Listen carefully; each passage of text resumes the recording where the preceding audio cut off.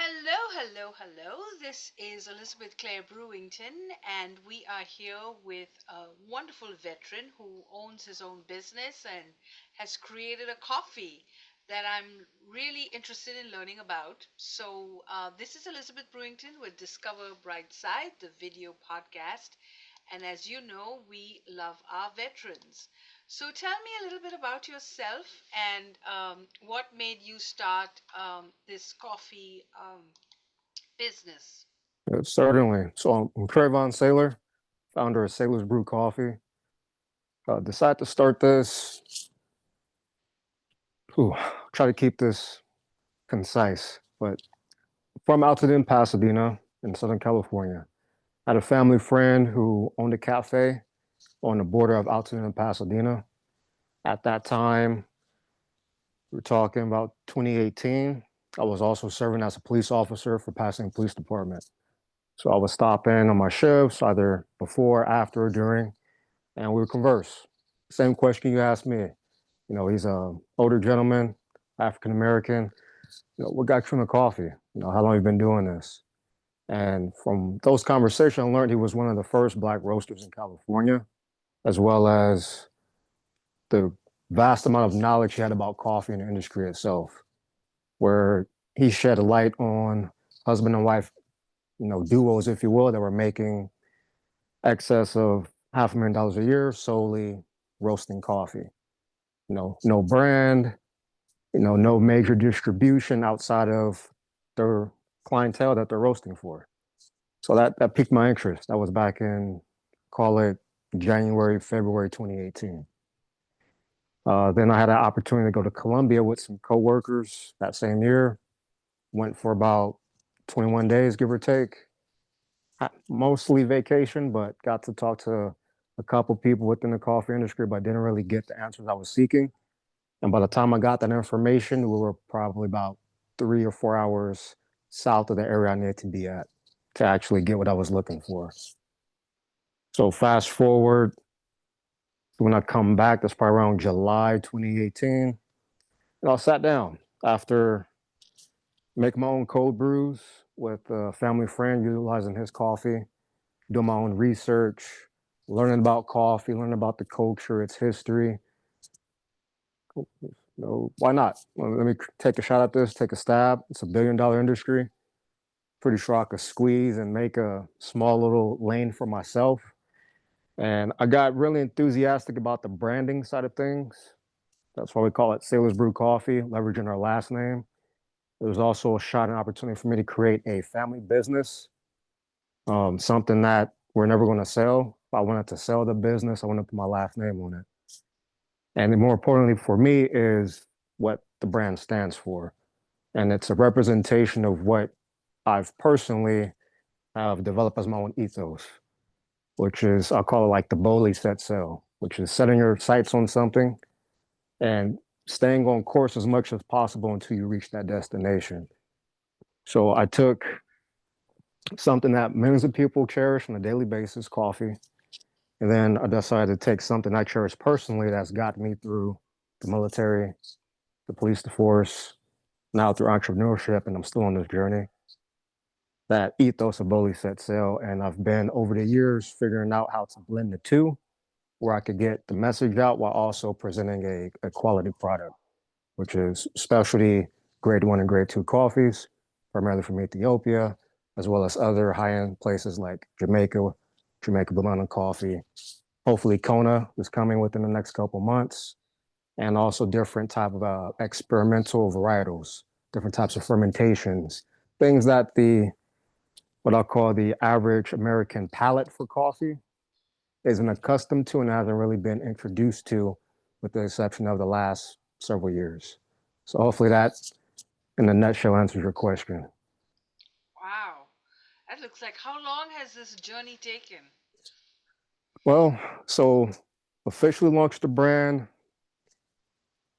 call it November 2018. At that time, it still wasn't business mode yet for me. And with that, I mean I'm still working the police department. I'm 2018. I think I'm working narcotics around that time. I'm doing well over 40 hours a week. Undercover operations, working with three-letter agencies. Like I'm doing a lot. But in my off time, I'm trying to work on the brand, trying to figure out, the things that I didn't know prior to, how to market properly. Like, okay, initially, if you ask me, well, who's your clientele? Anyone who drinks coffee?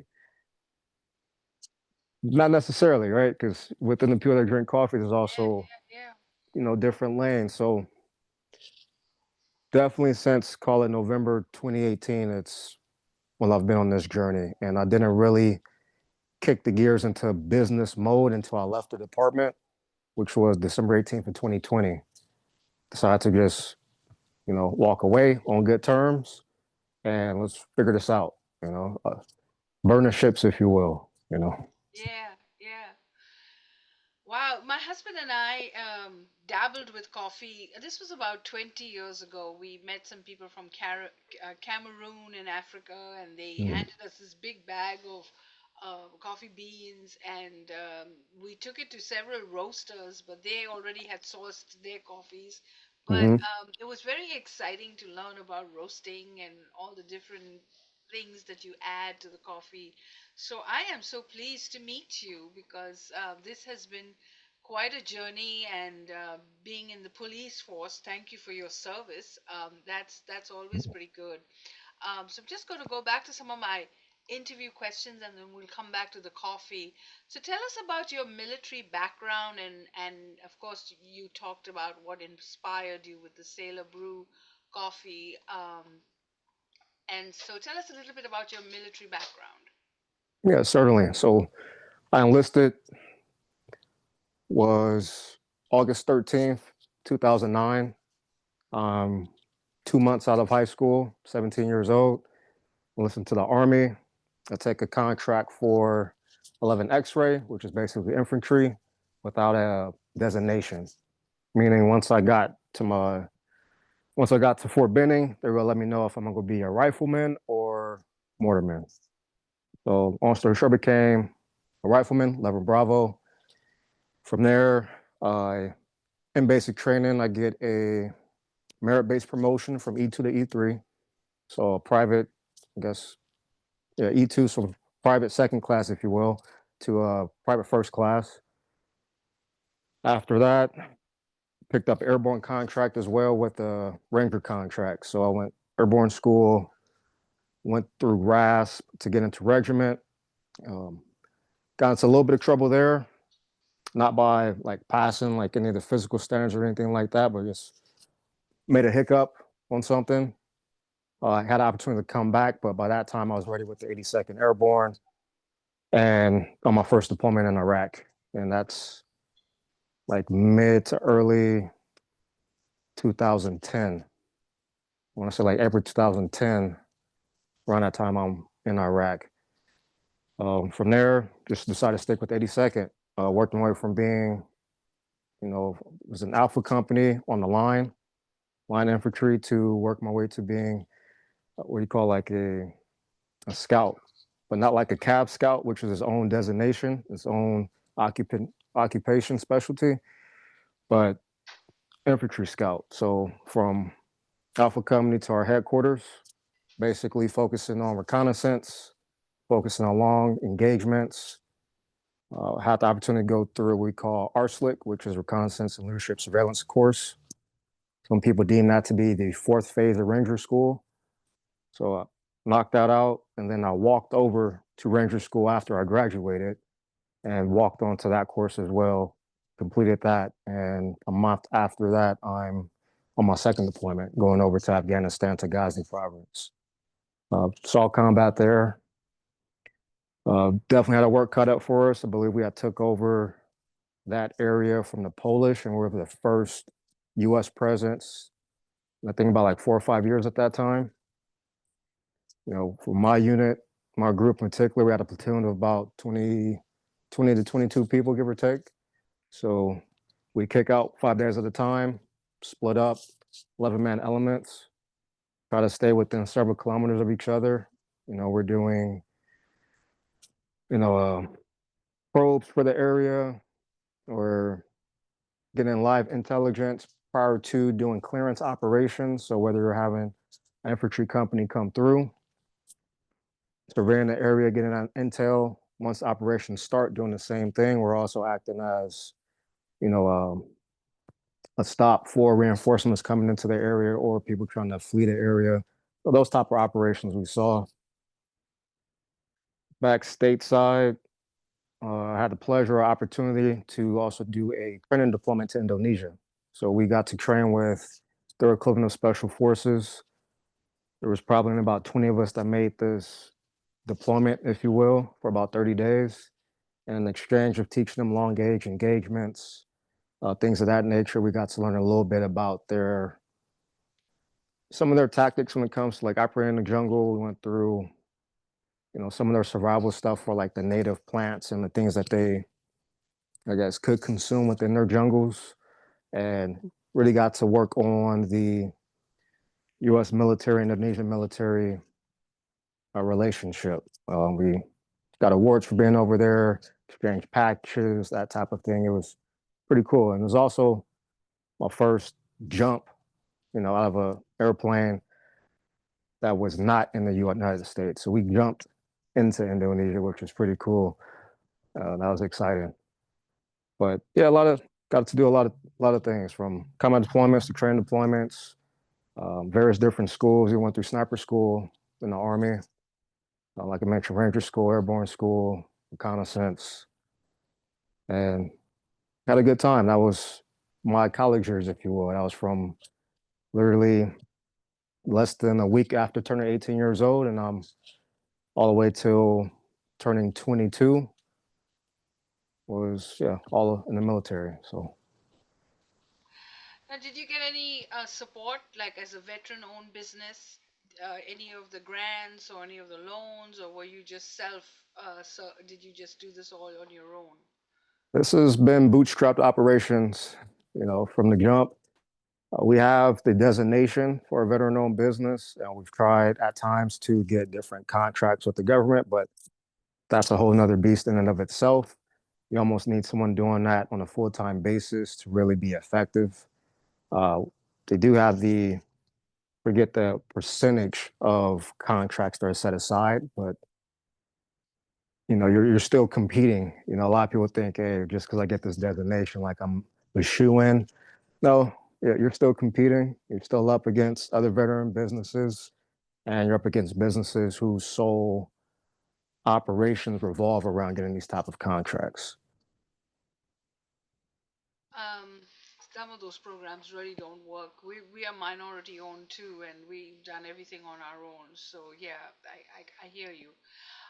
So how is the coffee distributed? Do you have a coffee store? Do you have customers? How is the coffee being distributed right now? So currently, it's primarily D2C through our website, sailorsbrewcoffee.com, as well as over the past about 2 years, we've been focusing on hospitality. For instance, one of our biggest hospitality clients of 2 years is a Hyatt Regency that's based in Newport in California. So when it comes to bringing it in, we work with a distributor. They source directly. They have their direct connections with farmers and what do you call co-ops in Ethiopia, because a lot of farmers are smaller operations where they don't have a whole estate, right?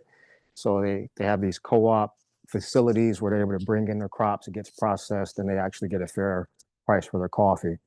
Um, work with them because they have the direct relationships. They bring it in, we make the purchases from them, and then over these, 6, 7 years of being in this business, I have relationships that allow me to utilize their facilities for the roasting. We used to have a facility that was a warehouse in Pasadena. Had that for about a year and a half, 2 years, but I decided to kind of close down. One, the footprint was a little bit bigger than what I needed.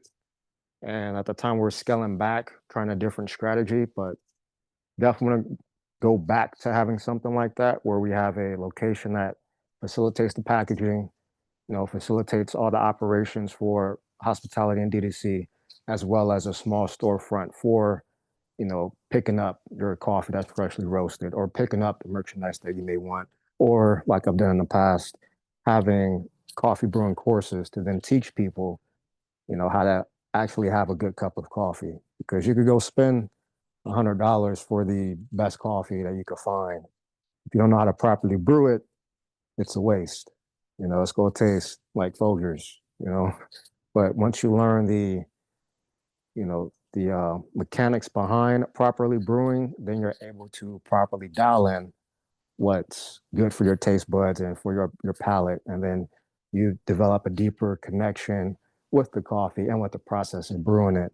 And then that opens up a whole new world to you just within coffee. Um, I hear you, because it's an acquired taste, and then you get addicted to it. So then you get addicted to good coffee and a good taste. That's amazing. Congratulations on the Hyatt contract and having a good distributor, because that's so important. And so where do you see yourself with the coffee going next? Um,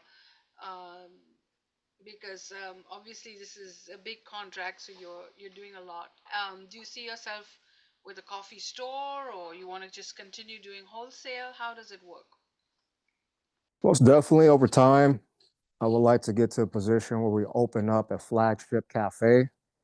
Not to say that I want to have like a Starbucks model of cafes, but maybe a small chain of them where we really get to emphasize the quality, the brewing behind the coffee, introducing people to a lot of different of these experimental coffees, like I mentioned earlier in the conversation. There are farmers doing some amazing things with natural enzymes that are derived from like non-harmful food bacteria. For instance, I developed a relationship recently this year with some farmers in Colombia where they've curated a way to have the coffee have a like a natural mint profile and taste to it. All right, just through like using enzymes and whatnot in the fermentation processes, and ones that have like a wine note on the back end where you for a second have to question yourself, like, am I drinking wine or am I drinking coffee? So as technology advances, as the knowledge base for cultivation and processing advances, coffee in itself continues to advance. So you have the baseline of like what good coffee is, and then you have what I'll call the extracurricular channels you could go down for, again, different type of flavors. And it's a lot. It's a lot to digest and take in. But having a cafe that highlights those things, elements of coffee, as well as taps into the historical roots of cafes. Cafes way back when, you're talking like Ottoman Empire, used to call those schools of the wise.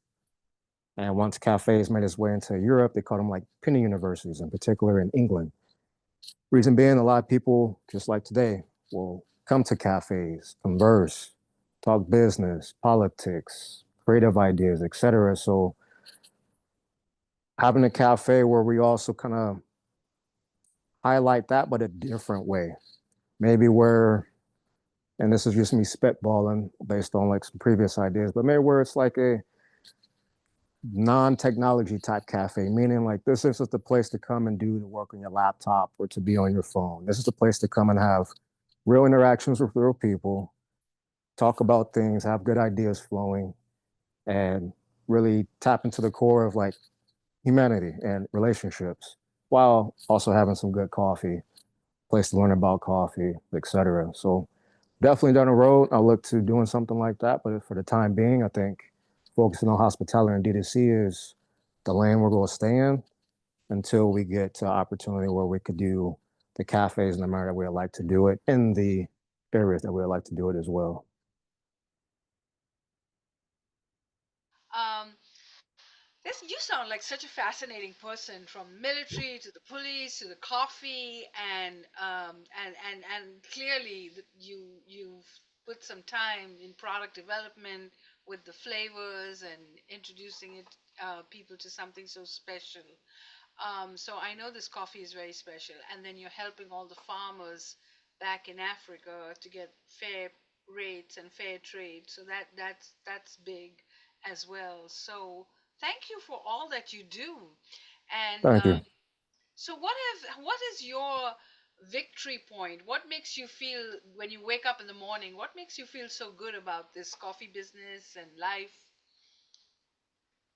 Well, I'll say really just tapping into what I've learned has been the key to my success. And I've actually recently wrote about this. I have my first book that I just finished really 2 days ago that breaks down the 7 principles that I utilize in my journey through life.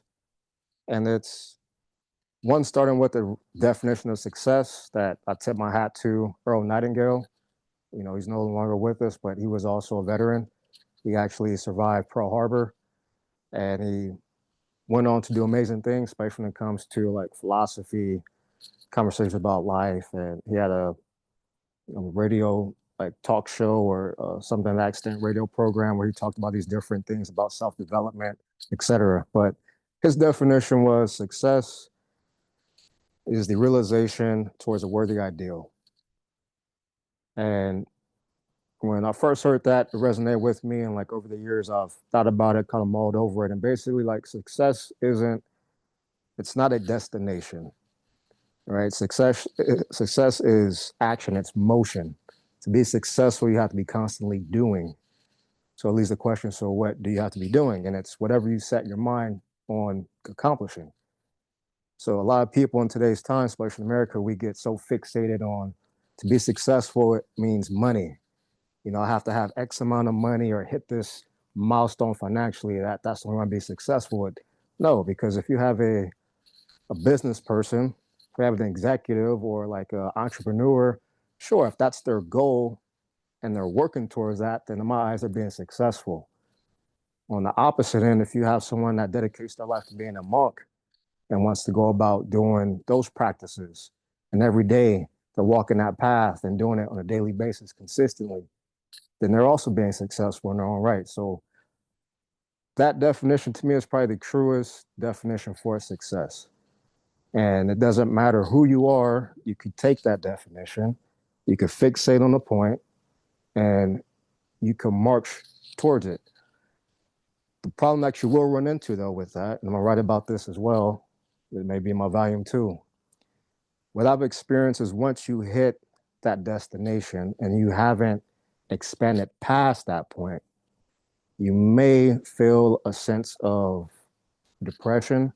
You may feel a sense of like a void or, something's kind of off until you get energized with the new fixation or new destination.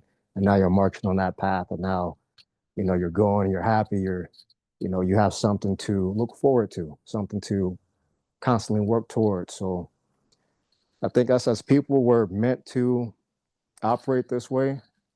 Maybe not all of us, but at least that's how I operate. And I know I'm not the only one in this world of millions of people or billions of people that operate in such a manner. And it's precisely that. Even with my business, when I first started this by going cold turkey, I left not when I had the proper amount of money saved up. I didn't, have business all the way figured out. No, I left because I felt it internally in my intuition that it was time for me to move on because I checked on my boxes plus some within law enforcement. So I moved on that. And in doing so, yes, it has been painful. It has been a struggle, but show me anything in life that isn't painful and that isn't a struggle. So I rather have the fulfillment of doing what I actually want to do and what I actually set my mind towards doing and go through that pain as opposed to denying myself that and struggling and going through the pain of going against myself. Being at war with yourself or being at war with the world. I'd rather be at the war with the world than at war with myself. So by sticking to that and figuring out ways to bring my vision to life, figuring out the proper ways, which now I have it mentally and I'm working towards it, of how to blend both the philosophy side of my brand with the coffee side of my brand and do it in a manner that flows is what excites me and keeps me going, especially of recent because now I finally figured out the recipe to make this happen.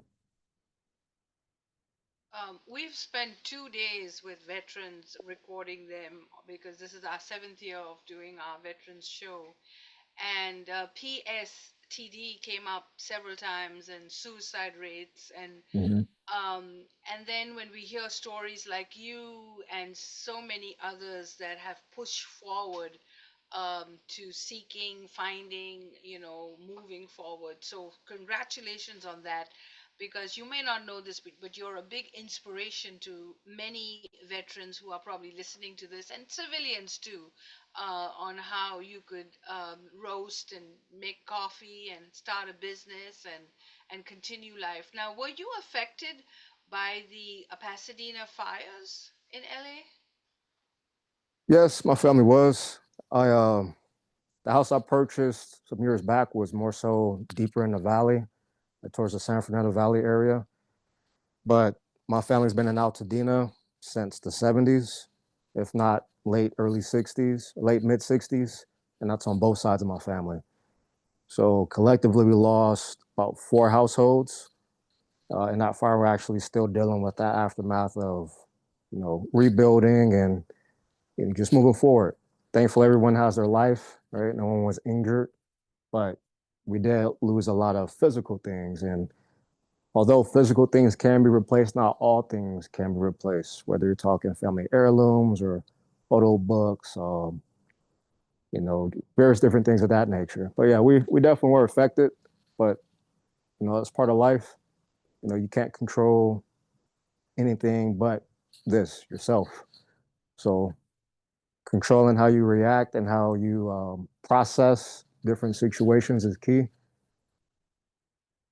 Yeah, my husband and I have been through four hurricanes, Wow. and so we are totally feel for Pasadena. How is Pasadena doing? And it's gonna take many, many years before it comes back. And I have actually visited Pasadena, and what beautiful homes and a beautiful place. So how is everyone in Pasadena? And do you think that the recovery is going at a good pace? Well, Pasadena is fine because you had Pasadena, which is its own municipality, and then you had Altadena, which is where the fires went through, which was Altadena. And Altadena is part of LA County unincorporated. So Altadena is pretty much decimated. You There's far and few pockets where houses are still standing. You will have, let's say, for instance, if one street had 100 homes, there may be three or four of those houses that are still standing.